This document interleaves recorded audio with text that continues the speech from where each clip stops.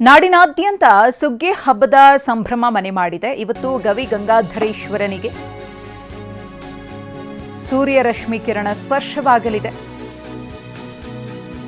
ದಕ್ಷಿಣ ಕಾಶಿ ಎಂದೇ ಕರೆಯಲ್ಪಡುವಂತಹ ಗವಿ ಗಂಗಾಧರೇಶ್ವರ ದೇಗುಲ ಬೆಂಗಳೂರಿನಲ್ಲಿರುವಂತಹ ಐತಿಹಾಸಿಕ ಹಿನ್ನೆಲೆಯುಳ್ಳಂತಹ ಸುಪ್ರಸಿದ್ಧ ದೇವಸ್ಥಾನ ಗವಿ ಗಂಗಾಧರೇಶ್ವರ ದೇವಸ್ಥಾನ.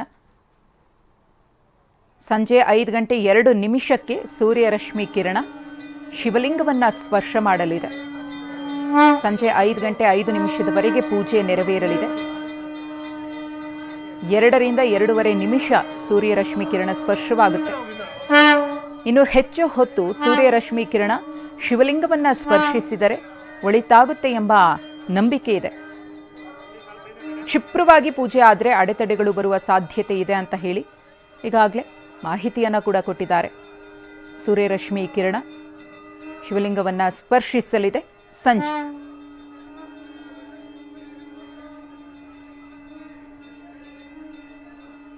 ನಮ್ಮ ಪ್ರತಿನಿಧಿ ಪ್ರಧಾನ ಅರ್ಚಕರಾಗಿರುವಂತಹ ಸೋಮಸುಂದರ ದೀಕ್ಷಿತ್ ಅವರ ಜೊತೆಗೆ ಮಾತುಕತೆಯನ್ನು ನಡೆಸಿದ್ದಾರೆ. ನೋಡೋಣ. ಸದ್ಯ ನನ್ನ ಜೊತೆಗೆ ಮಾತನಾಡೋದಕ್ಕೆ ಗವಿ ಗಂಗಾಧರೇಶ್ವರ ದೇವಸ್ಥಾನದ ಪ್ರಧಾನ ಅರ್ಚಕರಾದಂತಹ ಸೋಮಸುಂದರ ದೀಕ್ಷಿತ್ ಗುರುಜಿ ಅವರಿದ್ದಾರೆ. ಅವ್ರನ್ನ ಮಾತಾಡಿಸ್ತಾ ಹೋಗ್ತೀನಿ. ಗುರುಜಿ ನಮಸ್ತೆ.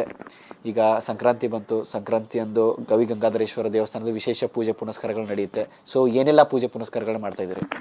ಈಗ ನಮಗೆ ಡಿಸೆಂಬರ್ 16ನೇ ತಾರೀಕಿಂದ ಜನವರಿ 14ನೇ ತಾರೀಕುವರೆಗೂ ಧನುರ್ಮಾಸ ಪೂಜೆ ಅಂತೇಳಿ ಈ 11 ತಿಂಗಳುಗಳ ಕಾಲ ಸೂರ್ಯೋದಯ ನಂತರ ನಮಗೆ ಸ್ವಾಮಿಗೆ ಪೂಜೆ.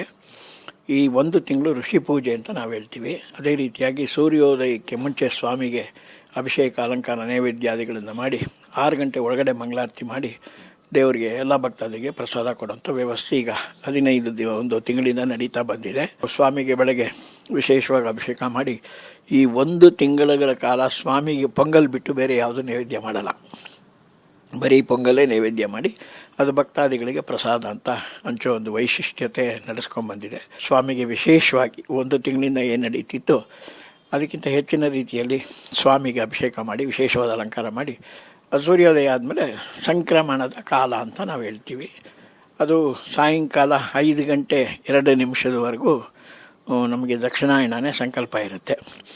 5:02 ಸೂರ್ಯ ಪೂಜೆಯ ನಂತರ ನಾವು ಅದನ್ನು ಉತ್ತರಾಯಣ ಅಂತ ಪರಿಗಣಿಸ್ತೀವಿ. ಅದು ಈ ದೇವಸ್ಥಾನದ ವೈಶಿಷ್ಟ್ಯ.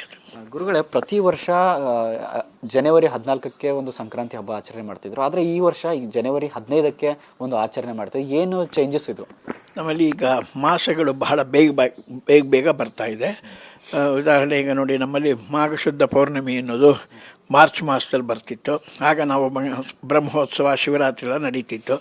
ಈಗ ನಮಗೆ ಈ ಜನವರಿ 15ನೇ ತಾರೀಕೇ ಮಾಘ ಮಾಸ ಆರಂಭ ಆಗಿಬಿಡುತ್ತೆ.